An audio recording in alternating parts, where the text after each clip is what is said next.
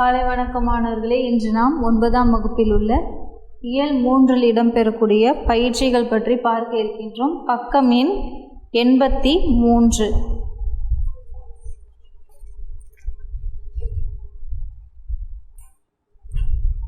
பக்கம் எண் 83 தொகுப்புரை எழுதுக கொடுத்துருக்காங்க. தொகுப்புரை எழுதுக வேண்டாம். அடுத்தது பத்தியை படித்து வினாக்களுக்கு விடையளிக்க. தென்னிந்தியாவின் அடையாள சின்னமாக காங்கேய மாடுகள் போற்றப்படுகின்றன. அதாவது காங்கேய மாடுகளை பற்றி இங்கே ஒரு குறிப்புகள் கொடுத்துருக்காங்க. அதில் மிடுக்கிடும் தோற்றத்திற்கும் ஏறு தழுவுதலுக்கும் பெயர் பெற்றவை எவை அப்படின்னா காங்கேயம். தமிழக மாட்டினங்களின் தாய் இனம் என்று கருதப்படுவதும் காங்கேயம். அடுத்தது பிற மாநிலத்தவர் விரும்பி வாங்கி செல்கின்ற காளை இனம் காங்கேயம். மேற்கண்ட பத்தி எதை குறிப்பிடுகின்றது அப்படின்னு பார்த்தீங்கன்னா காங்கேயம். இல்லை இரண்டாவது பொருந்தாத சொல்லை கண்டறிக. இரண்டாவது பக்கம் எண் 84. பொருந்தாத சொல்லை கண்டறிக. அதில் 4 விடைகள் கொடுக்கப்பட்டுள்ளது. இதுக்கு விடை இலங்கை. உங்களுடைய புத்தகத்திலே பக்கம் எண் 84 குறித்து கொள்ளுங்கள். மூன்றாவது பிரித்து எழுதுக. கண்டு எடுக்கப்பட்டுள்ளன. கண்டு கூட்டல் எடுக்கப்பட்டுள்ளன.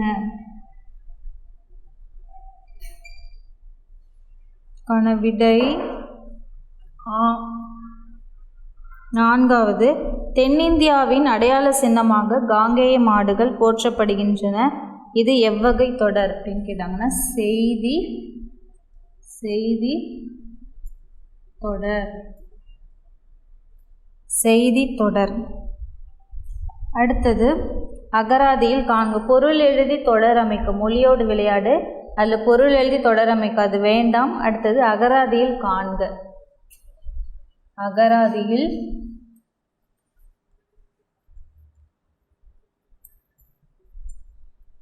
அகராதியில் காண்க. இயவை. இயவை என்பதன் பொருள் துவரை. சந்தப்பேழை. சந்தன பெட்டி. சந்தப்பேழை சந்தன பெட்டி. சிட்டம். பெருமை. பெருமை. தகழ்வு. வீண் ஆடம்பரம். வீண் ஆடம்பரம். பௌரி. பன்வகை. இசை. பன்வகை.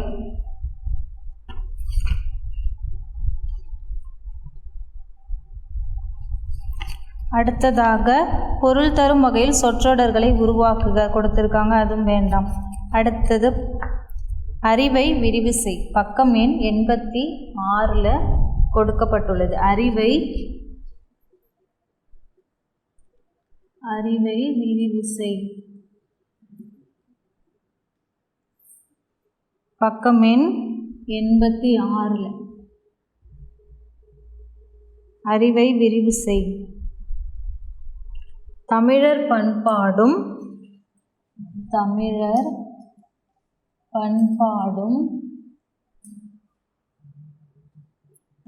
நாகரிகமும்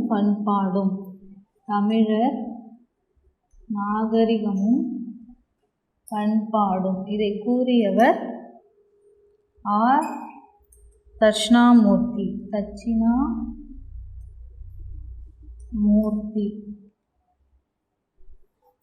அடுத்தது தமிழக வரலாறும் தமிழர்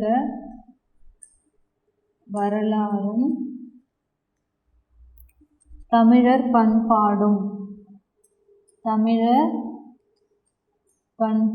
இதை கூறியவர் ராசமாணிக்கர். ராசமாணிக்கர்.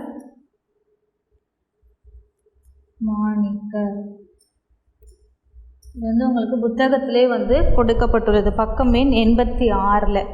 தமிழ் செவ்வியல் இலக்கியத்தில் பறவைகள் கா. ரத்னம். தொல்லியல் நோக்கில் சங்க காலம் கா. ராஜன். தமிழர் சால்பு சு. வித்யானந்தன். அடுத்தது திருக்குறள். திருக்குறளில் இடம்பெற்றுள்ள வினா விடைகள் பற்றி பார்க்க இருக்கின்றோம். பக்கம் எண் 87. இயல் 3 இடம்பெறக்கூடிய திருக்குறள்.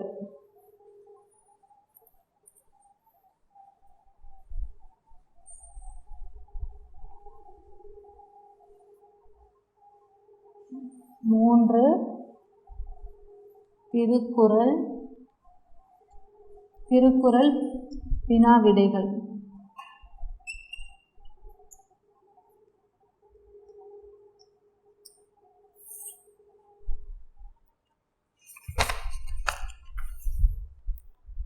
பக்கம் எண் 91. பக்கம் எண் 91ல் ஒரு படத்தை கொடுத்துட்டு என்ன பண்ணியிருக்காங்க, 3 திருக்குறளை கொடுத்துருக்காங்க. அதில் சரியான திருக்குறள் செல்வத்துள் செல்வம், செவிச்செல்வம், அச்செல்வம், செல்வத்துள் எல்லாம் தலை. அடுத்தது 2வது பாடலின் பொருளுக்கு பொருத்தமான திருக்குறளை கண்டறிக. இதற்கான சரியான குறள் மிகுதியான் மிக்கவை செய்தாரை தாம்தான் தகுதியான் வென்றுவிடல். அடுத்தது பொருளுக்கேற்ற அடியை கண்டுபிடித்து எழுதுக. பொருளுக்கேற்ற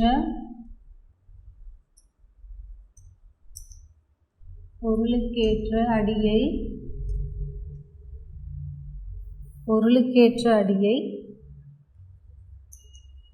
கண்டுபிடித்து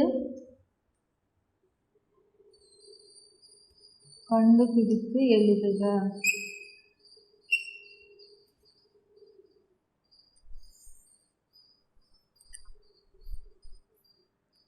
இங்கே 3 குறள் கொடுத்துருக்காங்க. பசுமன் களத்து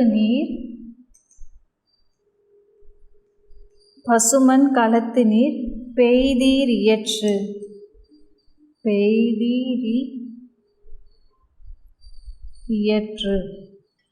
இதற்கான சரியான பொருள் சுடாத மண்கலத்தில்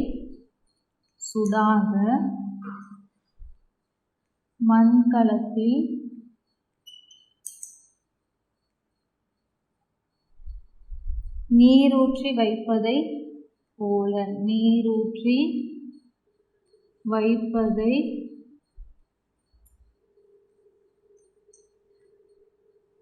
அடுத்தது தத்தம் கருமமே. 2வது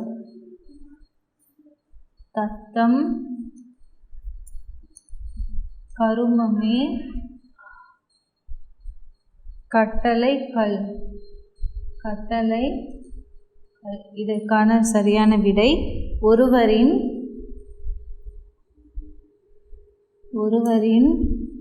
செயல்பாடுகளே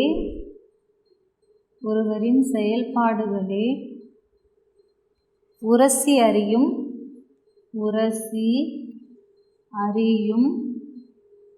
உரைக்கல்.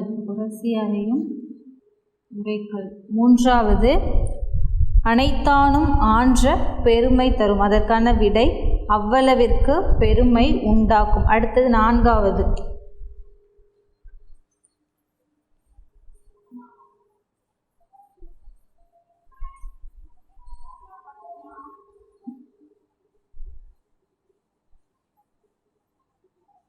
4வது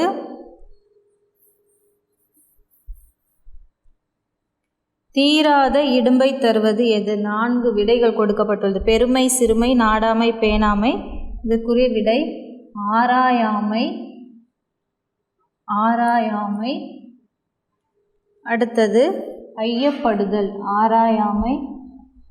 ஐயப்படுதல். அடுத்து 5வது சொல்லுக்கான பொருளை தொடரில் அமைத்து எழுதுக. நுணங்கிய கேள்வியர்.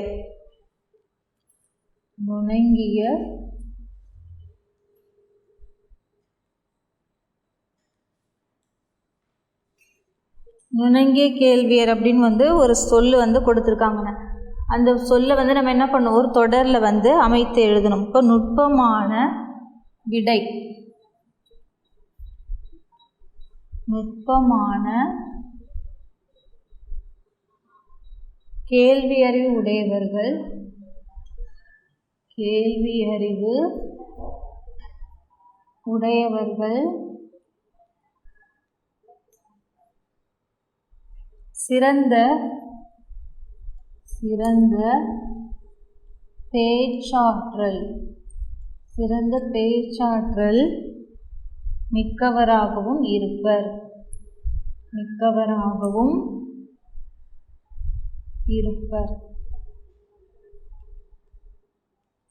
இப்போ நுணங்கிய கேள்வியர் அப்படின்றத நம்ம என்ன பண்ணோம், ஒரு தொடரில் வந்து அமைத்து எழுதணும். அப்போ நுணங்கிய கேள்வியர் அப்படின்றதனுடைய பொருள் வந்து என்னன்னு பார்த்தீங்கன்னா, நுட்பமான கேள்வியறிவு உடையவர். நுணங்கிய கேள்வியர் என்பதன் பொருள் நுட்பமான கேள்வியறிவு உடையவர். அப்போ வந்து நம்ம என்ன பண்ணுறோம், அந்த சொல்லை வந்து தொடரில் அமைத்து எழுதுகிறோம். அடுத்தது ஆ, 5வது இது வந்து ஆ, இது ஆ.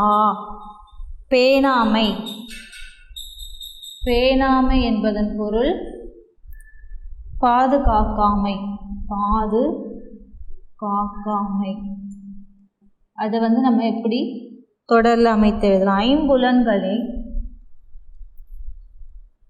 ஐம்புலன்களை பாதுகாக்காமை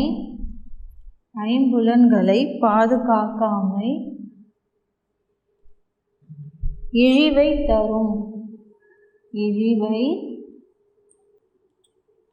தரும்.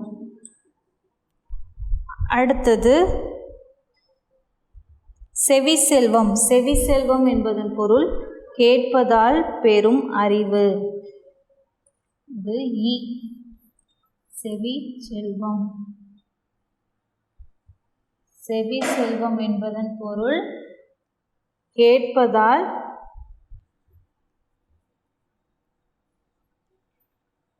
பெறும் அறிவு. இதனுடைய பொருள் கேட்பதால்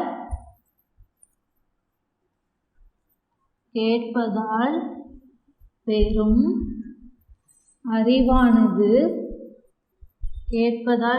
அறிவானது ஒருவனை மேதையாக்கும்.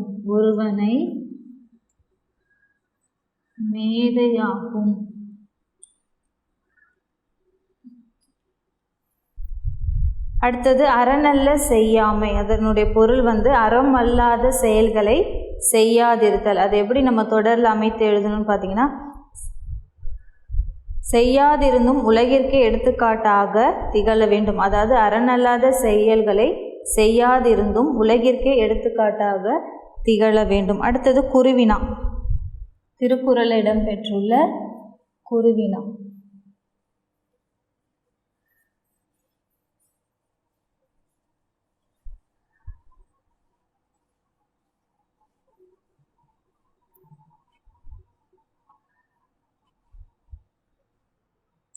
திருக்குறள் இடம்பெற்றுள்ள குருவினா.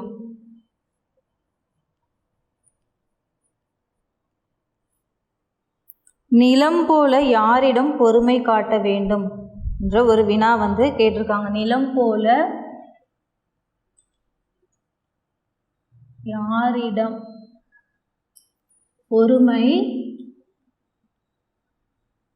காட்ட வேண்டும். நிலம் போல யாரிடம் பொறுமை காட்ட வேண்டும். இதுக்கான விடை தன்னை இகழ்பவரிடம். இகழ்பவர்னா யார்? திட்டுறது. தன்னை இகழ்பவரிடம். இதிலே வந்து உங்களுக்கு வினாலே வந்து விடை இருக்கு. தன்னை இகழ்பவரிடம் நிலம் போல பொறுமை காட்ட வேண்டும்.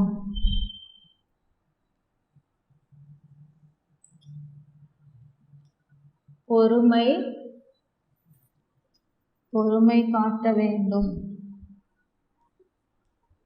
பொறுமை காட்ட வேண்டும். அடுத்தது இரண்டாவது குருவினா. தீயவை தீய பயத்தலால் தீயவை தீயினும் அஞ்சப்படும். இதுக்கான பொருளை வந்து நம்மளை எழுத சொல்லியிருக்காங்க. பக்கம் எண் 88 வந்து திருக்குறளிலே அந்த விடையானது கொடுக்கப்பட்டுள்ளது. அதாவது தீவினை அச்சம். தீவினை அச்சம் என்ற தலைப்பில் அந்த 4வது திருக்குறளானது கொடுக்கப்பட்டுள்ளது. தீயவை தீய பயத்தலால் தீயவை தீனும் அஞ்சப்படும். அதில் உள்ள பொருளே நீங்கள் எழுதி கொண்டால் போதுமானது. தீயவை தீயவற்றையே தருதலால் தீயை விட கொடியதாக கருதி அவற்றை செய்ய வேண்டும் என்பதே அதனுடைய பொருள். அப்போது 2வது குருவினாவுக்கான விடை பக்கம் எண் புத்தகத்தில் பக்கம் எண் 88 கொடுக்கப்பட்டுள்ளது. பக்கம் எண் 88. அடுத்தது ஒற்றொற்றி தந்த பொருளையும் மற்றும் ஓர் ஒற்றினால் ஒற்றி கொள்ளல். இக்குறட்பாவில் அமைந்துள்ள நயங்களை எழுதுக. 3வது மோனை. நயங்கள்னா என்னது? எதுகை மோனை கண்டுபிடிக்கணும். அப்போது ஒரு பாடலில் முதல் எழுத்து ஒன்றி வந்தால் அது மோனை. அப்போது இந்த சொல்லை நம்ம எழுதணும். ஒற்றொற்றி, ஒற்றொற்றி, ஒற்றினால், ஒற்றொற்றி, ஒற்றினால். அப்போ இதில் எது முதல் எழுத்தானது ஒன்றி வந்திருக்கு? ஓ என்ற சொல்லானது ஒன்றி வந்திருக்கு. அப்போ இது மோனை. அடுத்தது எதுகை. எதுகை 2வது எழுத்து. இந்த திருக்குறளே நம்ம இங்கே எழுதிப்போம். ஒற்றொற்றி, ஒற்றொற்றி, ஒற்றினால். எதுகைனா 2வது லெட்டர் ஒன்றி வந்ததுன்னா அது எதுகை. முதல் எழுத்தானது ஒன்றி வந்தால் அது மோனை. அப்போ இங்கே 2வது எழுத்து என்னன்னு பாருங்கள். இரு என்ற சொல்லானது ஒன்றி வந்திருக்கு. அப்போது இது எதுகை. அடுத்தது கனவிலும் இனிக்காதது எவர் நட்பு. 4வது குருவினா.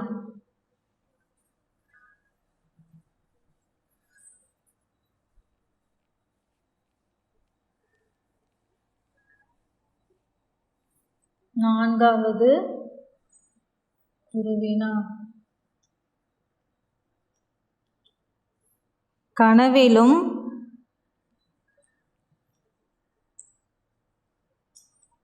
இனிக்காதது, கனவிலும் இனிக்காதது எவர் நட்பு. இதற்கான பொருள் செயல் வேறு சொல் வேறு என்று உள்ளவர்களின்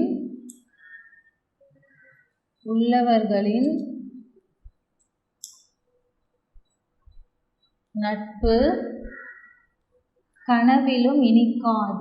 கனவிலும் இனிக்காது.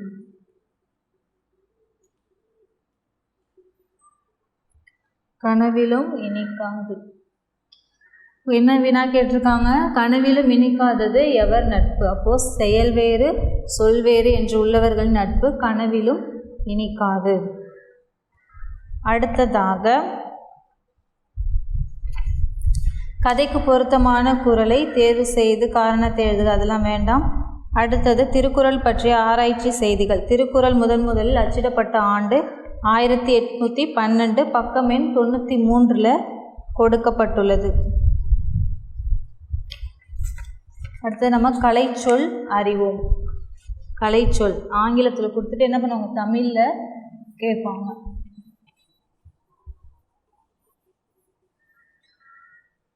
கலைச்சொல்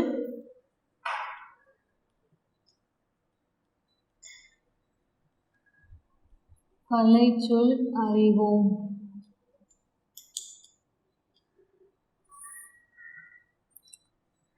அகழாய்வு. அகழாய்வு என்பது ஆங்கில வார்த்தை எக்ஸ்கவேஷன்.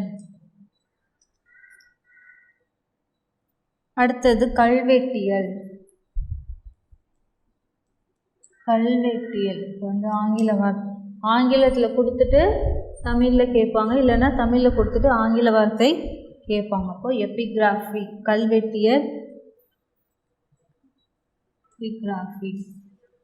அடுத்தது hero stone. Hero stone. Hero stone நடுக்கல். அடுத்தது கல்ச்சுரல் சிம்பிள். கல்ச்சுரல்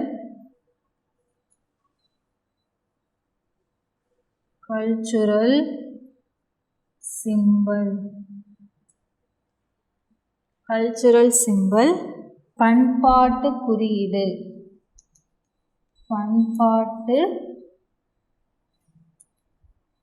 குறியீடு. அடுத்தது embossed sculpture. embossed sculpture.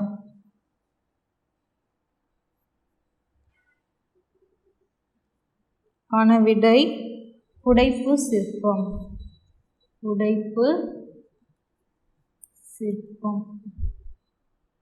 அடுத்தது பொறிப்பு இன்ஸ்கிரிப்ஷன். அடுத்தது இயல் 4 இடம்பெறக்கூடிய, இப்போ நம்ம இயல் 3 முழுவதும் முடித்து விட்டோம். அடுத்தது இயல் 4 இடம்பெறக்கூடிய வினாக்கள் பற்றி தெரிந்து கொள்ள இருக்கின்றோம்.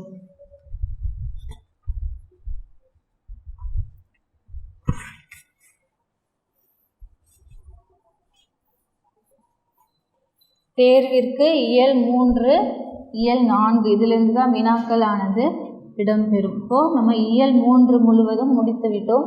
இப்போ இயல் 4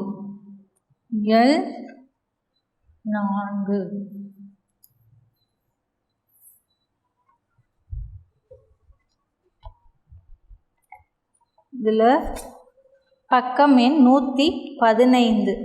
பக்கம் எண்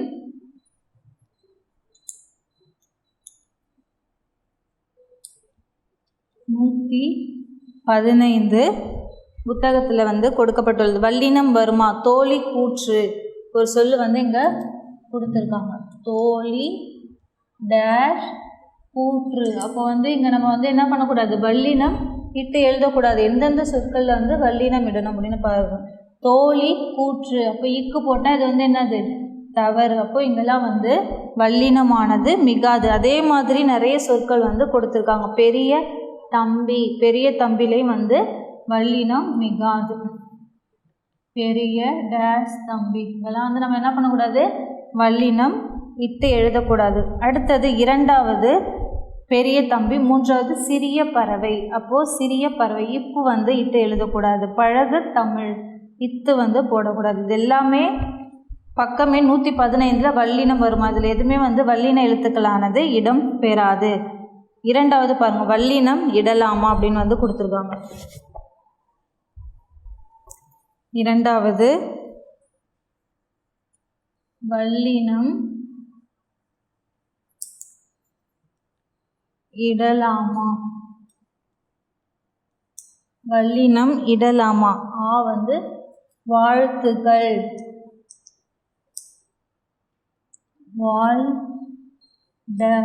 வாழ்த்துக்கள். அப்போ இங்கே என்ன பண்ணலாம்? இக்கு இடலாமா? வாழ்த்துக்கள் இக்கு வருமா? வராது. அப்போ இது என்னது? இங்கே வல்லினமானது வராது. வல்லினம் வராது. அடுத்தது எழுத்துக்கள். எழுத்து டேஷ்கள். அப்போ இங்கே இக்கு வருமா? இக்கு போட்டால் இது என்னது? தவறு. எழுத்துக்கள்னு வராது. அப்போ இங்கேயும் வல்லினம் வராது. அடுத்தது 3வது திருநிறை. திருநிறை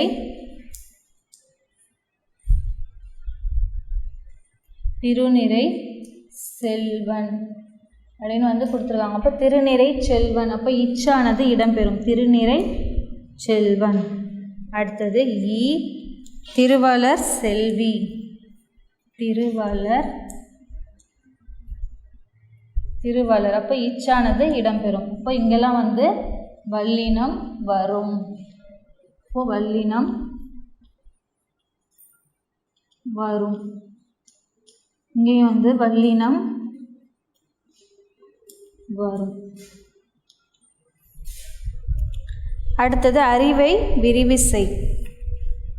அக்னி சிறகுகள் அப்துல் கலாம். அக்னி சிறகுகள் நூல் எழுதியவர் அப்துல் கலாம். மின்மினி ஆயிஷா நடராஜன். ஏன், எதற்கு, எப்படி சுஜாதா. அடுத்தது எது சரி எது தவறு அப்படின்னு கொடுத்துருக்காங்க. அண்ணாமலை பல்கலைக்கழகம் சரி. அத்தனை சிறிய தவறு. ஆத்திச்சூடி தவறு. எடுத்துக்காட்டுகள் சரி. கீழ்ப்பக்கம் தவறு. சான்றோர் பேரவை சரி. சென்னை பல்கலைக்கழகம் சரி. அடுத்தது தயிர்ச்சோறு சரி. அடுத்தது பக்கம் எண்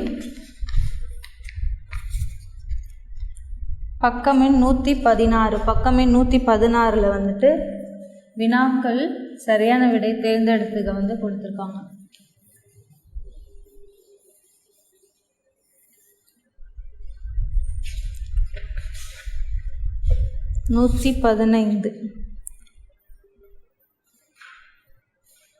மூன்றாவது எது சரி எது தவறு. பக்கமே 115. எது தவறு. காரணம் கூறுக.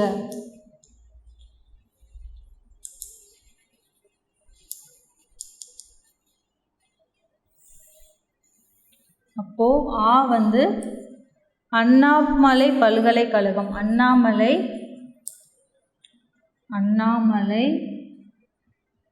பல்கலைக்கழகம்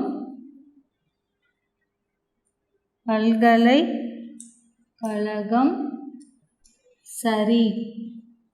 அண்ணாமலை பல்கலைக்கழகம் சரி. இரண்டாவது அத்தனை சிறிய. அத்தனை இச்சு வராது. அத்தனை இச்சு வரக்கூடாது. அத்தனை சிறிய. அப்போ இது தவறு.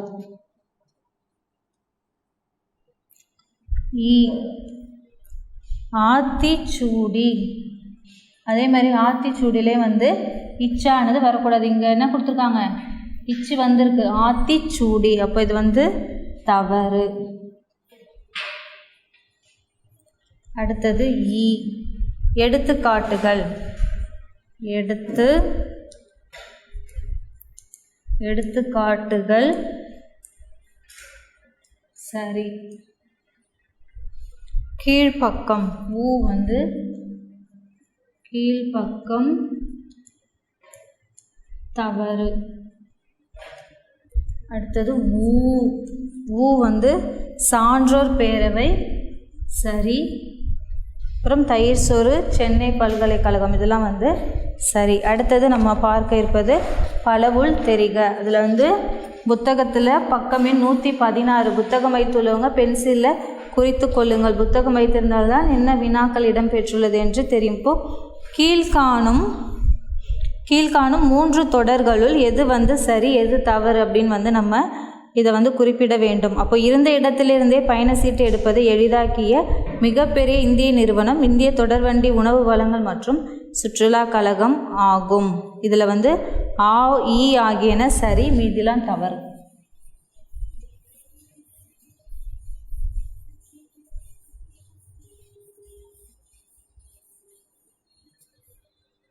இயல் 4 பலவுள் தெரிக. 1 சரியான விடை. ஆ இ ஆகியன சரி. தவறு. புத்தகம் வைத்துக்கொண்டு என்ன பண்ணுங்க, பென்சிலில் குறித்து கொள்ளுங்கள். அடுத்தது 2வது தமிழ்நாடு அரசு கிராமப்புற மாணவர்களுக்கு நடத்தும் திறனாய்வு தேர்வு எது அப்படின்னு பார்த்து நம்ம என்ன பண்ணணும், குறிப்பிடணும். தேசிய திறனறிவு தேர்வு, ஊரக திறனறிவு தேர்வு, தேசிய திறனறிவு கல்வி உதவித்தொகை தேர்வு.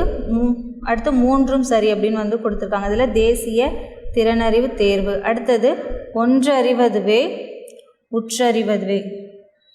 தேசிய திறனறி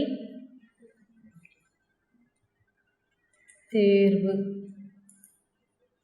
3வது ஒன்றறிவதுவே உற்றறிவதுவே, இரண்டறிவதுவே அதனோடு நாவே. இவ்வடிகளில் அதனோடு என்பது எதை வந்து குறிக்கிறது அப்படின்னு பார்த்தீங்கன்னா தொடு உணர்வு. தொடு உணர்வு. நான்காவது, பின்வரும் தொடர்களை படித்து நான் யார் என்று கண்டுபிடிக்க. அறிவியல் வாகனத்தில் நிறுத்தப்படுவேன், எல்லா கோளிலும் ஏற்றப்படுவேன், இளைவர் கூட்டம் என்னை ஏந்தி நடப்பது வந்து தமிழ். இதுக்கான விடை தமிழ். அடுத்தது ஐந்தாவது, விடை வரிசையை தேர்க. சித்தாரா சா வந்து சித்தாரா நேவிக். என்ன கொடுத்துருக்காங்க? விடை வரிசை தேர்வு செய்க. இது செயற்கைக்கோள் ஏவு ஊர்தியின் செயல்பாட்டை முன்கூட்டியே கணிக்கும். இது கடல் பயணத்துக்காக உருவாக்கப்பட்ட செயலி. அப்போ இதில் எது வந்து சரியான விடை அப்படின்னு பார்த்தீங்கன்னா சித்தாரா நேவிக் என்பதே சரியான விடை.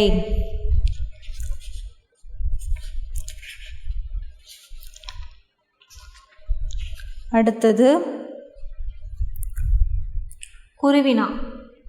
கூட்டுப்புழுவை எடுத்துக்காட்டி கவிஞர் உணர்த்தும் கருத்துக்களை எழுதுக. இதெல்லாம் நம்ம அடுத்த வகுப்பில் வந்து பார்க்கலாம். நன்றி மாணவர்களே.